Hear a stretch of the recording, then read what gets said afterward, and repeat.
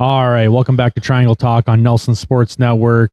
Got Trenton here today, and we've got a really exciting episode. This is actually a first for us, big milestone here. So we're going to give you guys our first ever WNBA podcast. It's going to be part of our Triangle Talk series. You know, the Triangle Talk is all things basketball, so college basketball, NBA, and now we're going to kind of get into this WNBA here and give you guys a little bit more. You know, as we grow here with the channel, we want to expand into more leagues and get more talk for you guys. So we figured, it's, you know, what better time than now to get into the WNBA as this league is really growing. So absolutely. I mean, the league is exploding right now. The CBA, the draft just happened. I think women's basketball is going to be top tier in the near future. This is going to be something fun to watch. We're going to get into this podcast. I mean, you're no longer going to have to see a lot of these girls go play overseas during the offseason because of the money they're going to be making. So they can really dedicate themselves to the craft of their specific team. And it's going to increase the play that you see on the court because you're not going to just keep playing. You're going to actually be able to just dial in what you need to work on, what you need to fix during the off season. Yeah, no, it's going to be a lot of fun. I mean, I've been watching for the past couple seasons, and you know, as these really talented girls have come into the league, and it's just gotten more and more exciting. And I think that's kind of, you know, obviously it's kind of why the league is starting to kind of grow and expand. It's also why we're, you know, what we're going to get into today is a lot of like the new CBA talk and stuff. So we wanted to do an episode for you guys to bring that to your attention and see what your guys' thoughts are on it. So what do you say, Trent? Should we get right into this thing? Yeah, let's hop on in. Yeah, I'm really excited about it. So first thing I wanted to say is being a girl dad, I think it's really cool to see just the explosion of talent that we've seen lately. The viewership, the just opportunities for girls in not just basketball, in all the sports. I mean, there's a professional hockey league now. They started a professional softball league. You know, the WNBA has been around for a while, but it's really starting to expand and really grow. So I just think it's a really cool opportunity for us to kind of bring attention to our community that we're building here and get your guys' thoughts on it. Yeah, I mean, it's got to be really exciting for you because not only is it going to be you're getting these leagues, but you're also getting big money for these players now where you can actually make a life off of this instead of you look at the WNBA in recent years, it's been like your max players are making what, $200,000. That's a regular job for a lot of people, is, you know, getting your overtime hours, whatnot, where you're not really above the market. I mean, there's a lot of people under that, but you're talking about it's achievable in a 9-to-5 kind of job. Whereas you're playing a professional sport, you're on TV, you know, you're getting more notoriety and publicity, and you're not really getting any recognition for it. You're not getting any money in your bank account. You can't really live a luxurious life. You're pretty much like, hey, I've got utilities, I got my payments, my groceries, and that's what I'm worried about. And then anything, you're trying to do every TV deal, you're trying to play overseas, you're trying to get everything you can. So it's really cool to see that these women's sports are starting to get to a point where they're paying big money, like the males, where you can actually make a huge living off of it. You can get yourself set up. You can actually set up your entire family, future generations through this now, where guys have been doing this for forever. You know, the NBA players, it's been huge for forever. You had your Michael Jordan era, you had your Larry Bird era. I think we're finally getting into that with this era where Caitlin Clark, Paige Buckets, Cam and Brink, you're going to have a lot of, I mean, Juju's coming up. This is going to be exciting, explosive period for women's basketball. Yeah, I agree. I mean, really the foundation of everything this whole offseason that went on was the new CBA, or collective bargaining agreement. Little backstory on that. So late in 2024, the WNBPA, the Players Association, they opted out of the old CBA that was from 2020. The old deal was set to expire coming up here in 2027, but the players, they had the opt-out option, and the players were kind of like, hey, like, we want to opt out now and really get our piece of this growing league right now and get this jump started. And a lot of what drove that decision by the Players Association was, you know, skyrocketing TV ratings. That, you know, the league has really grown over the last couple of years with girls like Caitlin Clark coming in and Paige Bueckers and Cameron Brink, you know, Angel Reese, like these players coming in that are bringing a lot of attention to it. Sold out arenas, like some of these leagues or some of these franchises, the valuations of them. I mean, I just saw an article saying the the Golden State Valkyrie, which is a new team from last year, is already valued at like $800 million. So, I mean, these teams are really growing. This league is growing. And I think the players kind of saw that and they're like, hey, like we want a cut of this. Like it's time to start paying us better.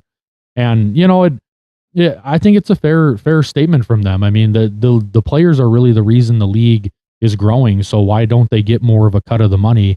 Obviously, I'm sure if you look in the books, we you know, if I could look at their books, I might say a little different. I don't know. But in the grand scheme of things, the reason the league is growing is because of these players. So it took 17 months to get this done.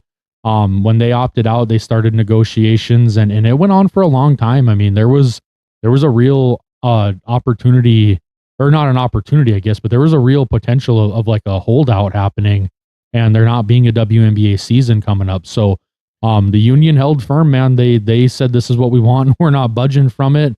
And it took a while. Well, and I mean, you look at it, the contract, the negotiations that ended up happening. They finally just said, all right, we got to come to a deal. And they locked themselves in a room and they pretty much went at it. And all right, 10 to 11 hours a day. And we'll come back again tomorrow and do the same thing over and over and over again until this thing is done. Cause we don't want a lockout. We can't afford it.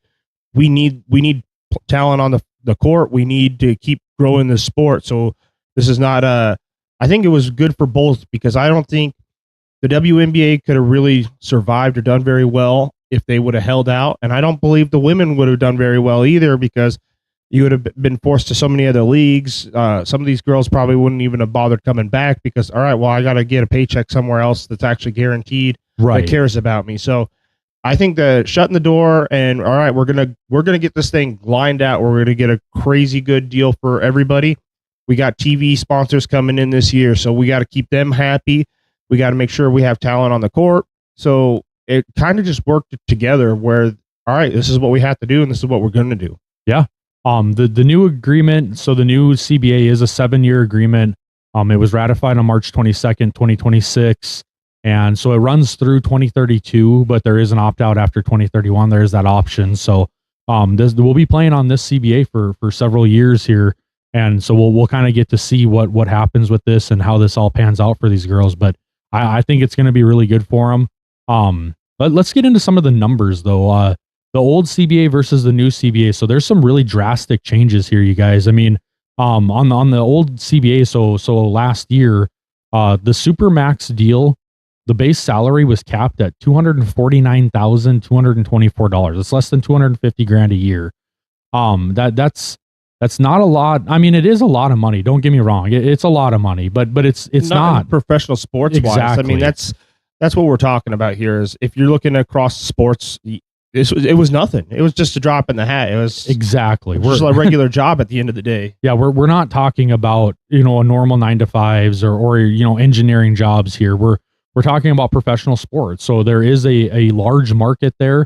I know some people don't agree with it. That's fine. That everyone has their own opinions on it. But when you look at professional leagues, they do pay millions of dollars a year, and so this league is way behind on that. And so this is their opportunity to catch up. Like I said, the old CBA, the Supermax salary was just under $250,000. With the new CBA, $1.4 million. That's a 462% increase.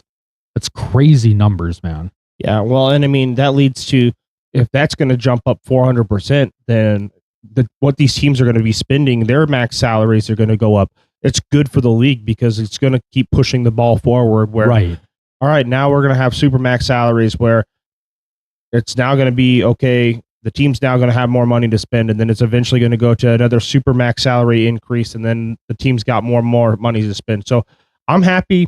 Like you said, we're good for at least the next 6 years. Right. Five if they just decide to opt out. And honestly, I believe it's probably going to be 5 because I think this league's only going to keep growing. You're going to have all these young women talent funneling, and the talent's just going to keep exploding across the board. And it's going to end up getting the revenues up. You're going to have better TV deals. You're going to have better ads. You're going to have people who are going to want to latch on to this, and it's only going to increase. And then, like you said, the Valkyries, they're already an $800,000 team. They're eventually going to be $1 billion team. Exactly. $1.2, $1.3 billion team on top of what you already have going on there. So it's just going to keep growing and growing and growing. And I'm really looking forward to the growth that we see here in the next 10 years. Yeah, and we've already seen, last year with the Valkyrie coming in, that was a new team. And then this year, we'll get into it more, but this year we had 2 more expansion teams. And then in the coming years, there's more teams coming. I think, don't quote me, but I think there's 2 more coming in next season. And then I'm not sure after that, but I think there's either 2 more next season or it's 1 each year the next 2 years. I don't quote me on that, but I'd have to look that up again. But I mean, this league is really growing, you guys, and it's growing really fast. Here's another key number that really stuck out to me was the salary cap. So last year, the salary cap in the old CBA was $1.5 million per year. That's their total salary for the entire team, yearly, incomes. This year it went up to $7 million per team. That's 367% increase. These are huge numbers we're talking, guys. 300% and 400%. Yeah, leaps and bounds. Yeah. Leaps and bounds. Not just small little baby steps anymore. Right. These are giant leaps. Propelling itself forward. The minimum salary last year was just below $60,000. This year, the minimum salary is $270,000. So now, when you put that into retrospect here, that first of all, that's a 350% increase, another gigantic number.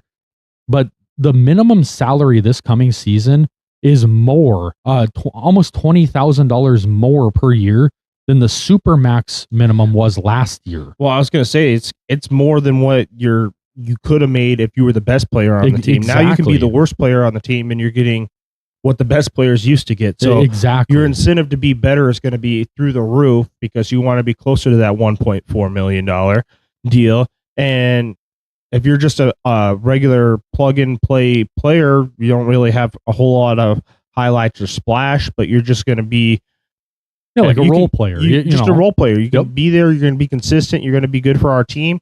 All right. Well, now you're getting 270. I mean, can you imagine? I know we kind of talked about this a little earlier, but can you imagine playing for the WNBA? You got people who are going to be following. You got people who are going to be fans. I mean, you're fanatic for a reason. That's what fan is short for. You're making $60,000 a year, and maybe some guy really, really likes you. Now you don't have any security protection. You got to try to get your groceries. You got to try to get a roof over your head, and you have publicity on top of you. Like, that's just crazy to me. The fact that it wasn't that high to begin with, it's crazy that it's been this way for so long. I'm glad to see that these women are getting what they deserve for the payment. And the money's just going to keep funneling in because more and more people are going to latch onto this and help it grow. Right. Yeah. I mean, another big number was the average salary last year was around $120,000. This year it's going to be around $583,000. Again, 386% increase. Like, just gigantic numbers. But this thing goes way past even just the numbers and the salaries. I mean, last year we kind of started to see it start a little bit with like chartered flights and stuff because of, they called it the Caitlin Clark effect.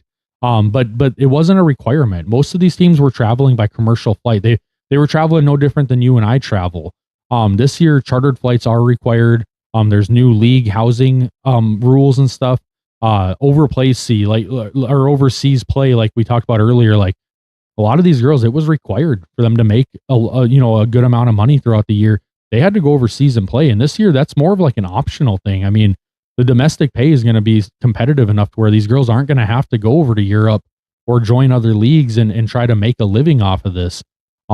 It's a really crazy time for the WNBA. This is going to be really big for them. Another number that I really liked seeing was the veteran max. So this would be like just under the Supermax. So the Supermax would be like for someone who's won an MVP award. So like an Asia Wilson, players like that. They're the ones that were signing those $1.4 million deals.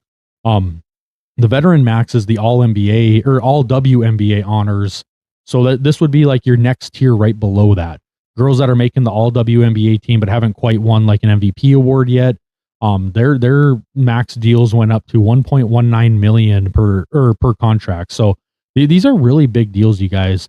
The projections are showing that over the lifetime of this current agreement, that over $1 billion will be paid in total compensation to the players. That is a lot of money. We're talking a lot of money. And then the projections on the cap, by 2032, they're projecting the salary cap will be up to $11 million. crazy numbers, you guys, crazy. Yeah, so it's only going to go up and to the right, up and to the right. Yep. That's exactly what you're going to have going on. Yeah. It's going to be good to see more money coming in, more money going to the players. So you're going to have a lot more talent coming to America, not going to stay overseas. I mean, right. You really didn't have any incentive to stay over in America other than you wanted to be close to home. Now I think we're going to start seeing it where it goes kind of like the NBA, where you're going to see a lot of these overseas players start coming to the U.S. international, go from international market to the U.S. market because they want to have that publicity first and foremost. America is a really good market, and secondly, they're going to get paid really well as well. Yeah, no, I completely agree, and like I said just a little bit ago, this isn't just about the numbers of the salaries. I mean, we kind of touched on it already, but it vastly improves working conditions for these girls. Travel standards, the chartered flights, league provided housing. So that's meaning like hotels and stuff, you know, when they're on the road. I'm not sure how this all worked out before because I haven't looked too deep into that, to be honest, because there's been so much information about this new CBA. But I'm assuming this means that like before, maybe they were paying their own hotels or the team was responsible or something. Right. I don't know. Like, I just can't imagine you're already making very, very little if you're a role player, and then you're also going to be forced to pay your own hotel room. You got to get a flight where you're dealing with people, crazy fans. I mean, this reeked of, it was set up to fail is what it really reeks of. And now we're embracing it. We're going to become a real professional league. We're really going to do the professional things that we should have done from the beginning. And it's only going to get more and more women to buy in and go, okay, well, now you actually have role models here. You have your Michael Jordan of the era. You have your Larry Birds that are kind of in the women's basketball world, where you're going to have Cameron Brink, Juju. You're going to have Paige Buckets. You're going to have Caitlin Clark.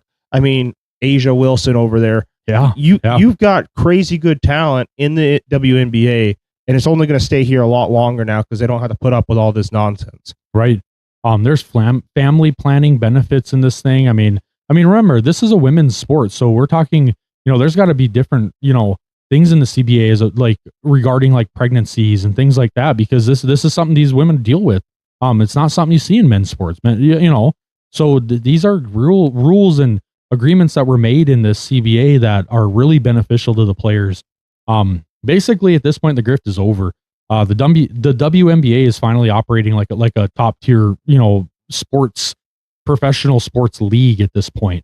It's getting up there in the likes of the NBA and the NFL and the MLB, you know, the NHL. Like, it's starting to operate more like those top tier leagues across the world. Kind of the new standard is going to be like the short-term deals with high money value. So you're going to see a lot of these contracts we're going to kind of get into here. They're going to be, you know, a little lighter on the years, 3 and 4 year type deals, but then you're going to see, you know, higher numbers per year. And that's really what they were going after. But all of this new money in the league now, like, and this is we're transitioning here to the next segment I want to get to, which is free agency. It really caused a frenzy as soon as this agreement was made and the free agency market opened.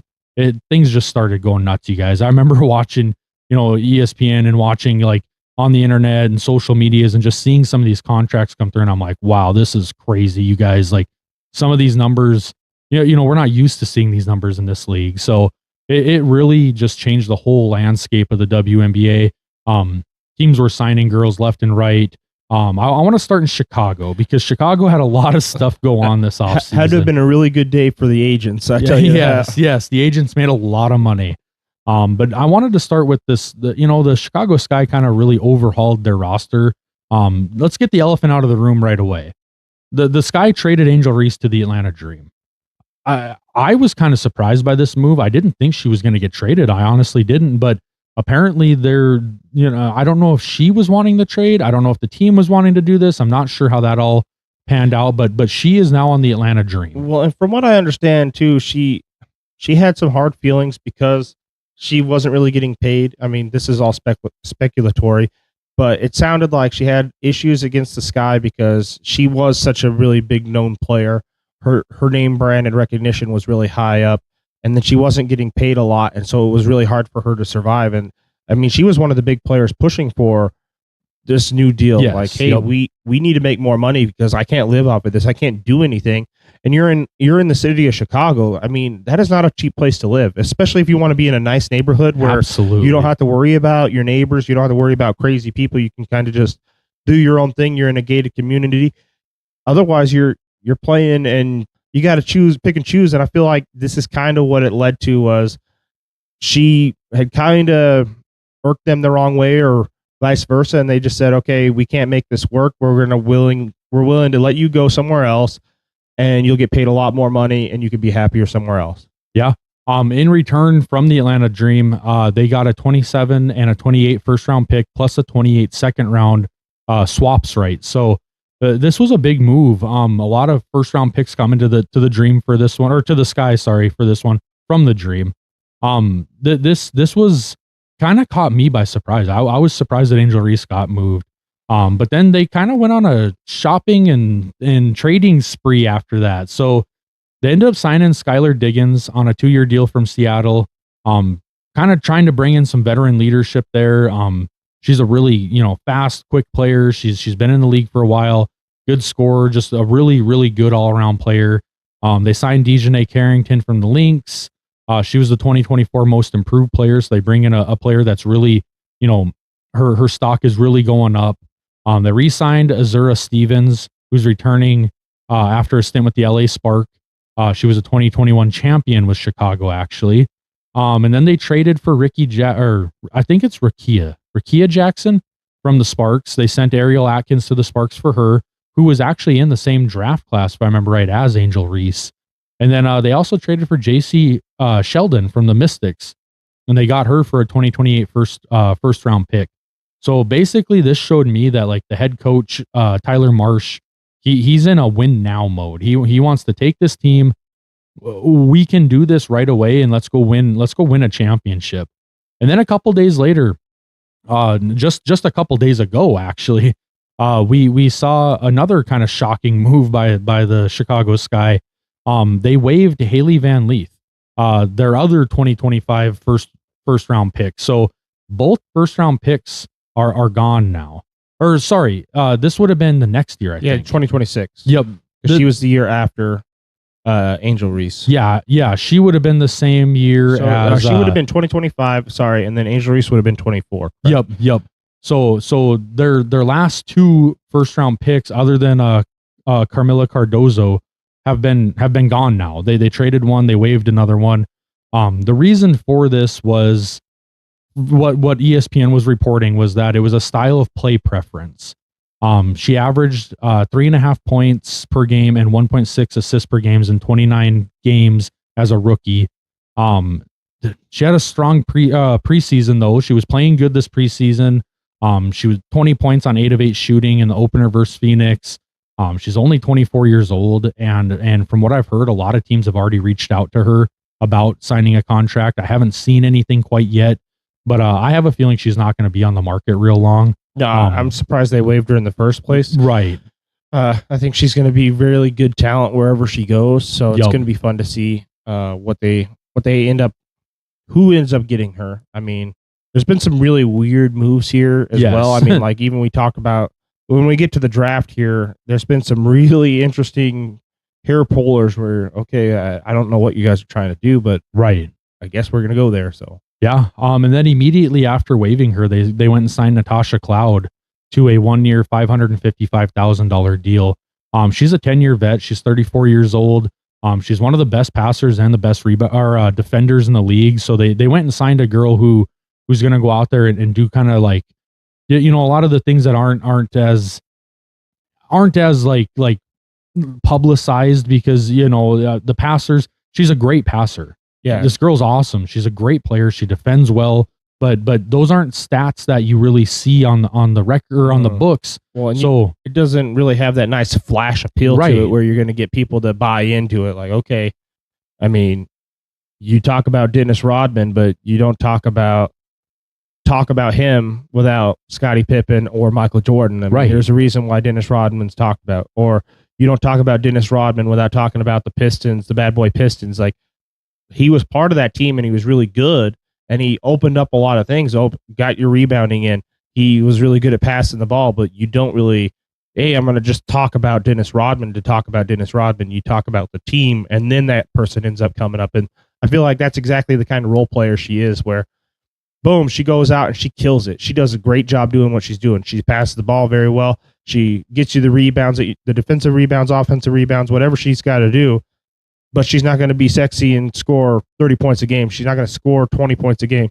It's just going to be consistent, boom, boom, boom, passing, setting up your teammates, passing, setting up your teammates, and then getting those rebounds for missed shots. So you don't really see that as people aren't hyping it up in the media either. Yeah, I mean, I agree with you, man. She averaged 10.1 points per game last year, 5.1 assists, and 3.7 rebounds for the New York Liberty. So, I mean, she's a really solid player all around. I mean, those are good assists and good rebounds numbers. I really think she's gonna, really blend right into this team and really be a huge veteran impact for them. Their GM actually, he said she fits in with other proven winners on our roster. So that's exactly what they were looking at. Well, and that's exactly it. It just seems like they want winners or people who have done it. The Liberty are always in the conversation for winning it, or right there. New York's a supermarket. They're always talking about how they want to win a championship. I mean, what they've won two years ago now, I believe. I think it was It was either last year or 2 years ago. I can't remember for sure off the top of my head. Yeah.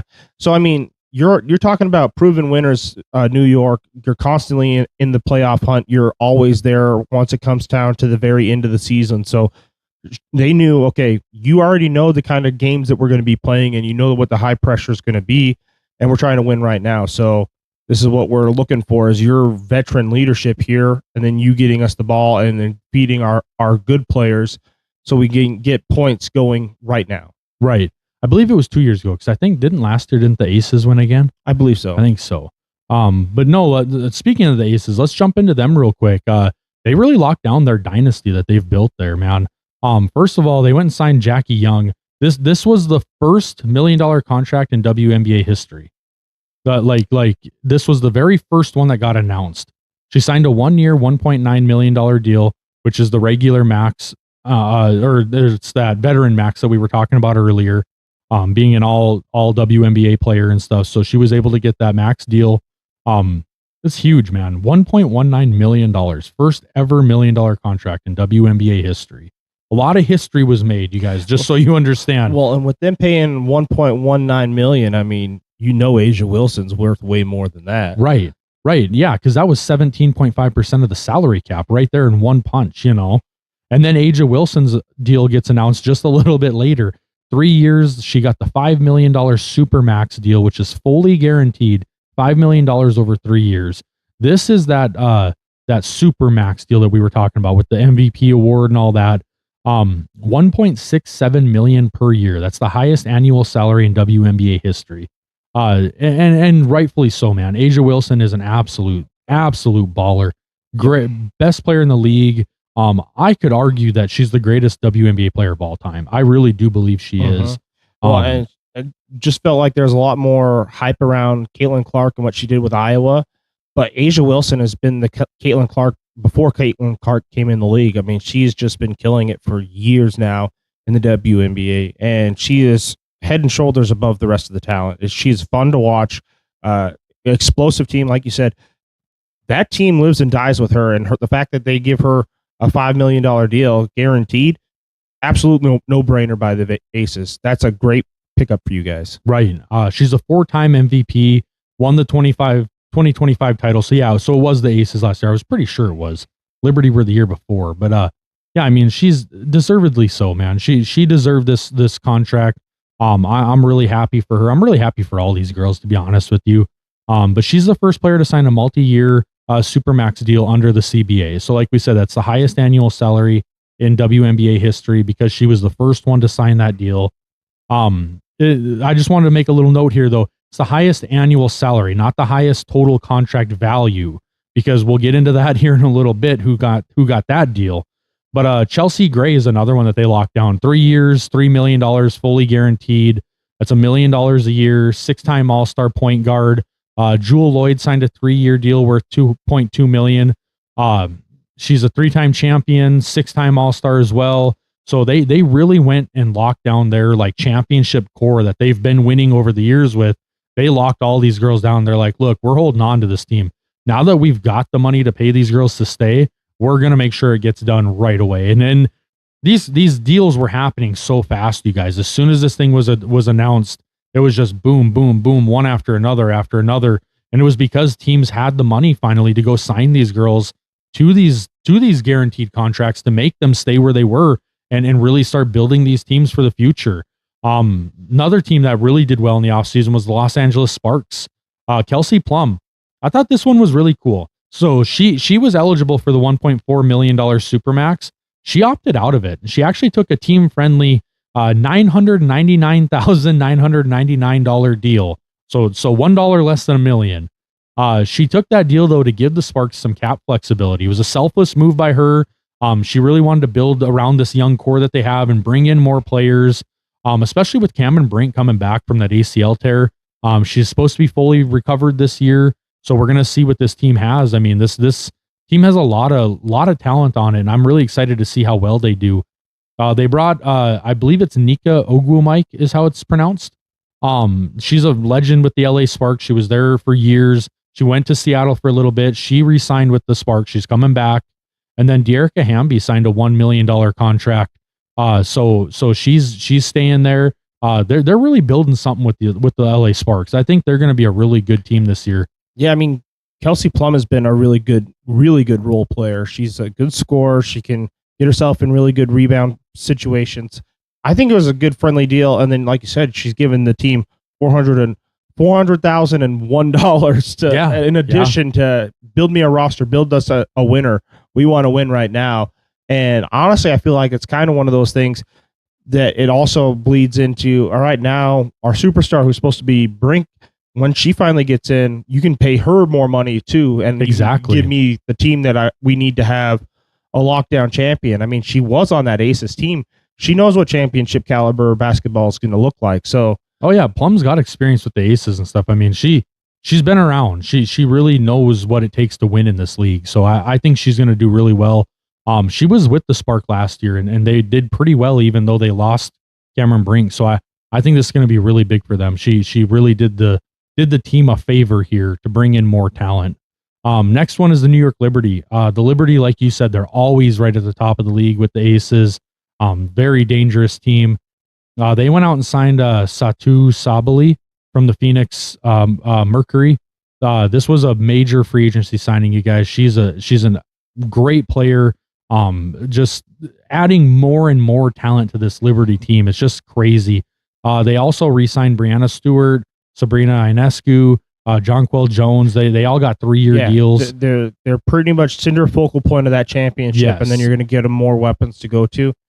I mean, you're already dealing with an already heavy-handed Liberty team that's always in that championship race, and they're just trying to get themselves better and lock it in for future years. It's really, really fun to see that the Aces and the Liberty get the money, and then they do exactly what they should do, and that is we're showing the rest of the league how you build championship caliber teams right now. Yeah. You either have the build that you have to do, or you have the talent, and you're going to make sure you pay them right out the gate. I mean, you see it like in football. You see it in these other competitions that you have where teams that end up falling apart or having a mess is because they want to nickel and dime you over deals. Whereas if you pay your player out front, it usually better benefits you as well, because now we're paying you out front, so you usually will take a team friendlier deal, or we have you locked down. So when the prices start going up, you're locked down into your contract. So we're okay for the next 4 or 5 years where we keep these people here. Yep. And then we can start negotiating your next contract afterwards when we see how the market lays itself out. So we either know how much we have to spend or if we have to let you go or what the deal is. But going out right away and getting your nucleus completely locked down, we've got you 3 years. You're here. You're going to be a Liberty. Great play. Great decision. I like what the Aces and Liberty are doing right now to make sure they're solidifying their team under this new CBA. Yeah, they kind of both followed the same mold of, we've already got a championship caliber team. Let's just lock all these players down right away, and then we can just keep adding depth over the years to come. The next one is the Connecticut Sun. This team is actually, there was an agreement made that the franchise is going to move to Houston in 2027. So some big news there. I'm not going to get too into that on this episode just because I don't know a ton of the facts on it yet, but it has been agreed. They were sold to a different ownership and they will be moving to Houston. They went out and signed Brittany Griner away from the Atlanta Dream to a 7-figure deal. And this is kind of an interesting one because Griner is actually from Houston. So this kind of felt to me like she's going to go with that franchise to Houston and kind of like give that boost to the team of, hey, we've got a hometown girl here. We're going to really build around her as our core centerpiece of the franchise and try to really build a championship caliber team as soon as they make that move. So kind of a cool story there with the homecoming angle there. And next one, Phoenix Mercury. They lost Sabali to New York, but they retained the rest of their core. They re-signed Alyssa Thomas to a 3-year deal. Dewana Bonner, Kalia Cooper, they signed them to 2-year deals, and then Sammy Whitcomb. So they're kind of retaining, just like all these other teams are doing. They're retaining their core pieces. And then Indiana Fever, they're running it back down there in Indiana. This team is a really exciting team because of the whole Caitlin Clark angle, Aliyah Boston. Like they've got a really good team there. Sophie Cunningham is a great player for them. They went and re-signed Kelsey Mitchell to a 1-year Supermax, the $1.4 million. She was the only other player on the Supermax besides A'ja Wilson. So those two players got the Supermax deals because they were eligible for them. So the Indiana Fever went and got the other one that was eligible. They re-signed Sophie Cunningham and Lexi Hull, so they're bringing them back. They're really showing that they're committed to building around Caitlin Clark and Aliyah Boston. And then Aliyah Boston, let's get into her. I know we talked about it a little up there. I didn't say the name yet, but Aliyah Boston made WNBA history. She gets a 4-year, $6.3 million contract extension. It's the largest total contract value in WNBA history.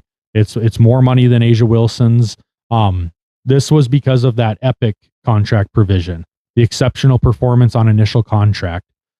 Basically what it is she played so well on her rookie deal that she's eligible to be, re-signed and extended on a 4-year, $6.3 million contract. So this is huge money for these girls. She took less than her eligible max, the $1 million in 2026, versus the $1.919 million eligible to help the Fever, but she still was on that epic provision. So this is a big contract, you guys. And then Caitlin Clark, she will be a restricted free agent in 2028. So Boston and her are both signed through, or sorry, she will be a restricted free agent in 2028. Boston is signed through 2029. So that's going to be a good selling point for them to re-sign Caitlin Clark. Like, hey, we've got our other star that you've been with your entire career here for another year. If we can lock you down and then we can renegotiate with her after this year, we can really keep this core together. So at the end of the day, you guys, money is flying left and right here in this league. It's crazy. Stars are moving all over the place. The power dynamics of the league are completely different than they looked last year. At the end of last year, things were, we didn't know what to expect. We really didn't. And with this, it just totally threw everything for a loop. And the league is looking really exciting this coming year. Yeah, I mean, for that epic deal too, I mean, I can't wait to see what the numbers are going to end up being for Caitlin Clark. I mean, you talk about Boston, I can't wait to see what we end up having go on with that because she has performed above and beyond. For any of you guys who are new fans to the WNBA, there's a reason the Fever were picking first. Yes. They were very, very bottom of the bucket, and we knew this was going to be a rebuild. Caitlin Clark wasn't going to go in there day one and just turnkey and boom, we're champions. It was going to be a grind, and I think we're getting to the end of this grind where now it's going to be championships or bust, and we're going to see this kind of happen here within the next year to 2 years, where you're going to see the Fever really making deep pushes in the playoffs. Right. No, I agree. The next thing I want to kind of get into is the expansion of the league. So last year we did get a new team, the Golden State Valkyrie. Like we said earlier, they're already valued at $800 million. That's just unreal. This year we get 2 more teams. We get the Portland Fire and the Toronto Tempo. The league is growing. It's growing really fast. It's up to 15 teams now with, like I said earlier, more to come here in the coming years as well. So we got the 12 original franchises. Some of them have moved over the years, but the 12 original franchises. And then last year we had the Valkyrie, we added them, and then now the Portland Fire and Toronto Tempo. So there was an expansion draft held on April 3rd for these two teams. They were able to take up to 12 players in total each. They were able to pick from already existing rosters, so it's kind of set up the same way as other expansion drafts are in other leagues. It was a 2-team snake draft. The first overall expansion pick was Bridget Carleton. She was a forward from the Minnesota Lynx. She's a 6-year WNBA vet, so she's got really good veteran presence for this team. Coming into a brand new locker room like that, you have no idea really what to expect. She's going to be a really good veteran leader in there. They also took Carla Leedy from the Golden State Valkyries. She's a young French guard. They took a bunch of players here. I'm not going to get into all of them. Just I want to get to this Tempo team as well. So second overall in the expansion, Julie Allemand, a guard from LA Sparks. They immediately locked her down with a 2-year deal. And then they got Niara Sabali from the Liberty, and they also got Marina Mabry, a guard from the Connecticut Sun. She averaged 14.4 points per game last year. So these two teams went out and got a lot of pieces here to make, to really start building their teams up right away. They got a lot of talent. Like, this was a way deeper expansion draft than the previous one that we saw. And these aren't just like outcasts from rosters. These are actually like solid role players, solid core pieces to these teams. Like they really were able to add a lot of talent through this expansion draft. I'm excited to see these two new teams. I'm excited to see them.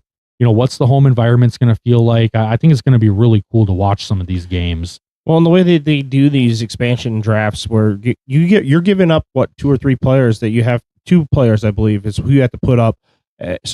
Teams have to make that decision. Like, all right, we have to be willing to give up players for this. And you're talking about winning roster. So a lot of this, like, you're picking up Liberty players, you're picking up players, the aces, where they're, all right, you're the worst player on the team ish, but you're still a championship caliber player anywhere else you go. So it's one of those, all right, well, when you get to those teams, of course they're going to pick up those kind of players. Yeah. And I think a lot of it's not even that they're the worst players on the team. I think it's just like, I think a lot of it has to do with like contract situations. Like, look, like, you are a really good player for us, but we're not going to be able to re-sign you after this year. Yeah. So we're going to, if one of these new teams is willing to take you and try to sign you from there, we're going to have to, unfortunately, not protect you in the draft. So, next I want to get into the actual WNBA draft this year. So this was held on April 13th. It was at the Shed at Hudson Yards in New York City. This is a really big draft, you guys. With this new CBA, these contracts for these rookie players are massive compared to what they used to be. The number 1 overall pick, her deal will be $500,000. That's opposed to last year. Paige Bueckers was $78,831. So just gigantic leaps here, you guys. Again, like we said earlier, massive jumps in contract numbers and stuff. I want to talk about the first overall pick here to start. Obviously, starting with number 1, Dallas Wings. Last year they picked Paige Bueckers number 1. This year they go out and they get Azzi Fudd, the guard from UConn. Yeah, teammate of Paige. I think this one was a really big reach for them. They didn't need another guard. They're already really deep at guard. I know you want to get Paige Bucket and Fudd on the same team that they played together before. And right, you can't go wrong with a guard, but I think they had other issues that they needed to fix more before they went after another guard player. She's a solid player, absolutely, and she's going to do well wherever she goes. So I'm glad that they picked her up, but I think it was a little bit of a reach. I agree. I don't think anyone was really surprised by this pick, but I thought it was a reach as well, because I thought if you're going to take a guard, I thought Olivia Miles was a better fit, honestly. And with them picking up, so it actually leads to the number 2 pick.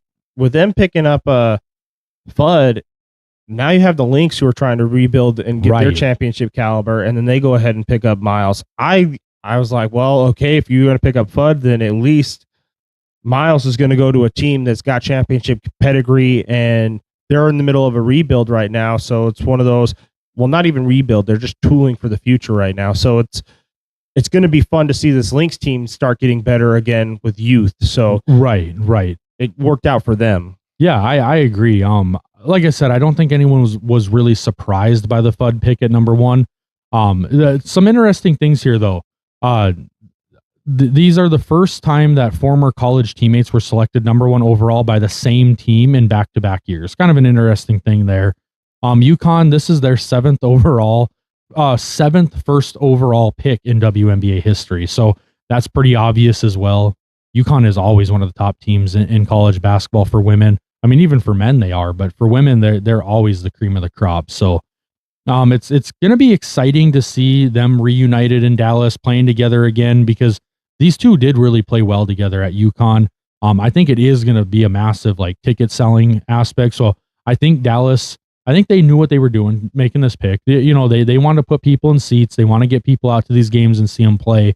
So in that aspect, I think it was a really good pick for them. I just thought that Olivia Miles at number 2 was actually a better fit for the team. Mm-hmm. I think her going to the Minnesota Lynx is huge, man. This girl, she's a triple-double machine, just elite playmaking ability. She actually transferred from Notre Dame to TCU last year. So she originally was playing at Notre Dame, and I loved watching her play when she was at Notre Dame. I didn't see her a ton at TCU, just, you know, there's so many games to watch. It's hard to keep up with everything, but I watched a lot of her at Notre Dame, and I thought, man, one day when she gets to the WNBA, this girl's going to blow the league up. She averaged 19.6 points per game last year and 6.5 assists per game in her entire college career. So very, very, you know, just great playmaker, really good scorer, kind of a do-it-all. You know, she can grab rebounds, she can, you know, have assists. She's just a really good player. I think she's going to be great for the Lynx. I agree. I think she's going to be where they can build the future off of. I think you're going to see them really build around her. Absolutely. I'm really interested in this next pick that we're going to talk about. Yes. I've not seen very much on her, but I've heard lots of great things. Yep. Coming from Spain, she's going to be coming over here. She's really tall. Yeah. 6'6". Yeah. That for women, that is tall, you guys. 6'6" is very tall for this league. Spanish phenom. She's 19 years old. Seattle Storm at the 3rd overall pick take Awa Pham. I think it's pronounced Awa Pham Thiam, if I understand correctly. But same thing, man. I don't know a lot about her. I've watched some film on her because I am really intrigued by her. You know, the 6'6" aspect. Spain has been putting out a ton of great basketball players lately. NBA, WNBA, like it's just crazy. But I don't know a lot about her, and I'm really, really excited to see what she becomes in the WNBA. Yeah, I'm really interested to see how this one goes. I want to, like, I mean, you said, you know, you can always look up these highlights, but that's always highlights. So, you know, you're not getting the full feel of it. I'm really interested to watch the beginning of the season and really kind of see where she dials in, where she's at. Because if she's that tall, she might be the Victor Wembanyama of the WNBA. Yeah. I mean, she's so tall. She's an athlete. There's a reason why she's picked number 3rd. They see something. They have scouts that go overseas and they're watching these games and they really like it. So, right. And it is hard to, that's why, like I said, like I have watched a lot of like highlights of her and stuff, and I am very impressed, but those are highlights. Yeah. I like seeing whole game film so I can actually see where do they make mistakes? Where do they have really, you know, really shining moments? Like, highlights are all the good moments for the most part. So it's hard to make a judgment off of that, but I definitely think she probably has the highest ceiling in this entire draft just because we don't really know what she could be. The next pick though is who I thought should have went number 1. I thought this would have been a really great pick for the Wings, but she ends up actually dropping a number 4 to the Washington Mystics. That's Lauren Betts out of UCLA. UCLA had a historical draft here, you guys. I mean, just crazy the amount of girls that got drafted. I think they had 6 overall draft picks. Yeah, I think 4 in the first round? 5, I think. 5.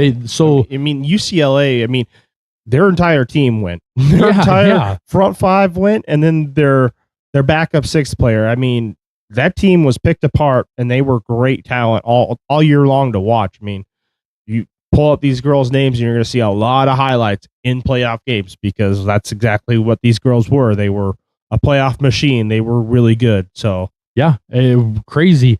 So from 4 to 6, we had nothing but UCLA girls. Lauren Betts went 4 to the Mystics. 5 was Gabriella Jaquez to the Sky. And then 6 was Kiki Rice to the Toronto Tempo, one of the new teams.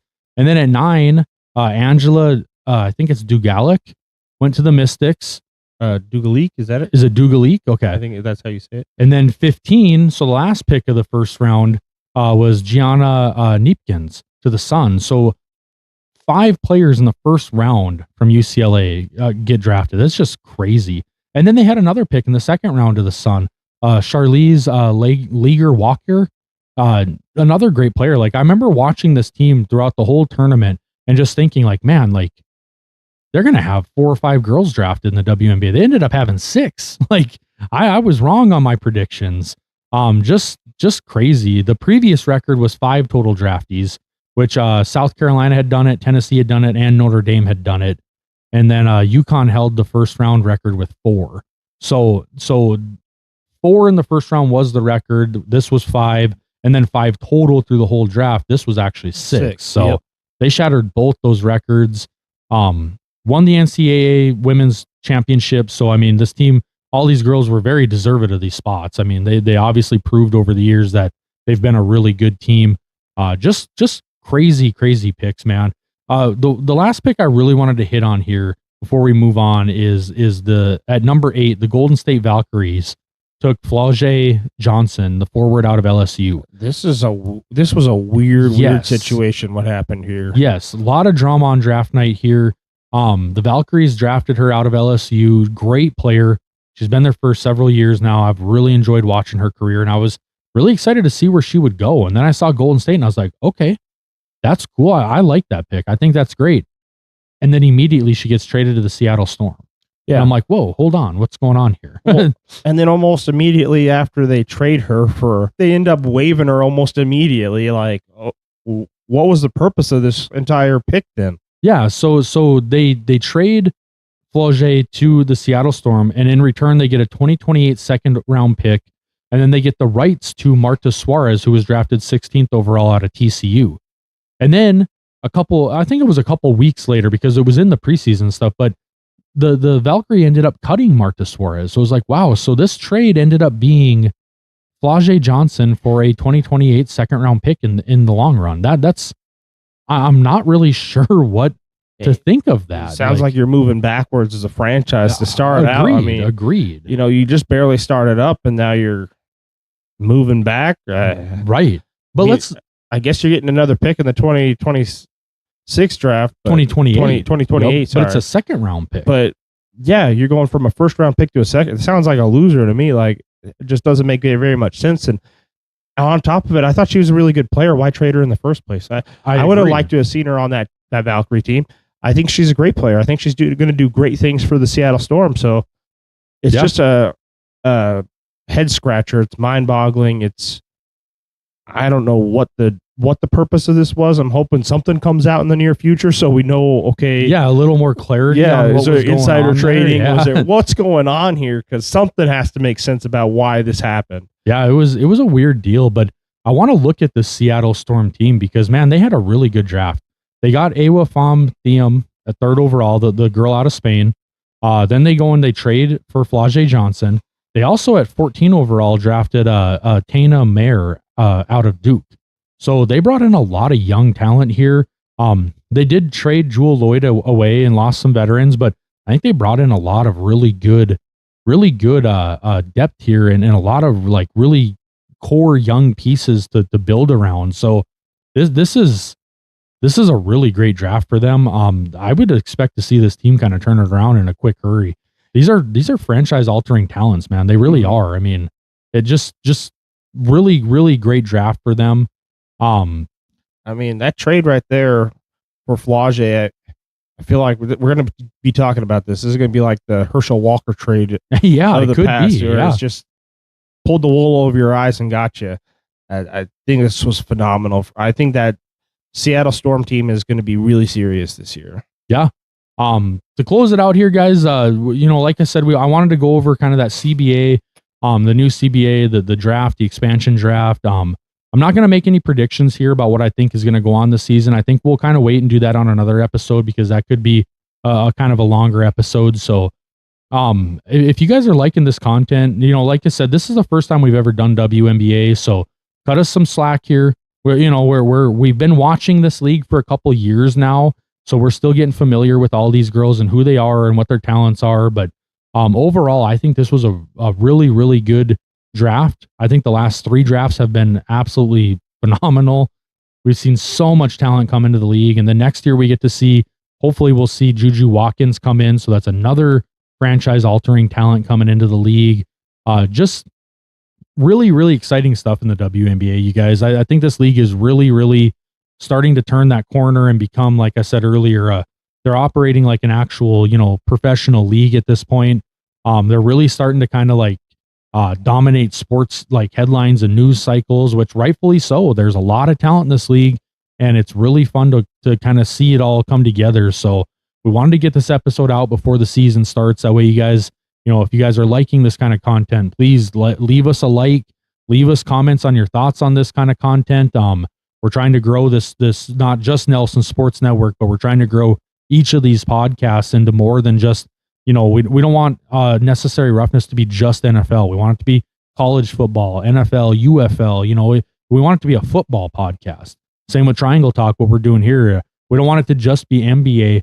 We want to, men's and women's college basketball. We want to do the WNBA. We want to talk about the G League. These are really fun leagues with a lot of talent. So, like I said, if you guys are liking it, make sure you subscribe to the channel. Leave us comments. Let us know where we can do better. Let us know what you like that we're doing. Like the video and make sure you guys check us out. Make sure you're subscribed. Hit that bell for the notifications, and we'll see you guys on the next one. Thanks. Peace.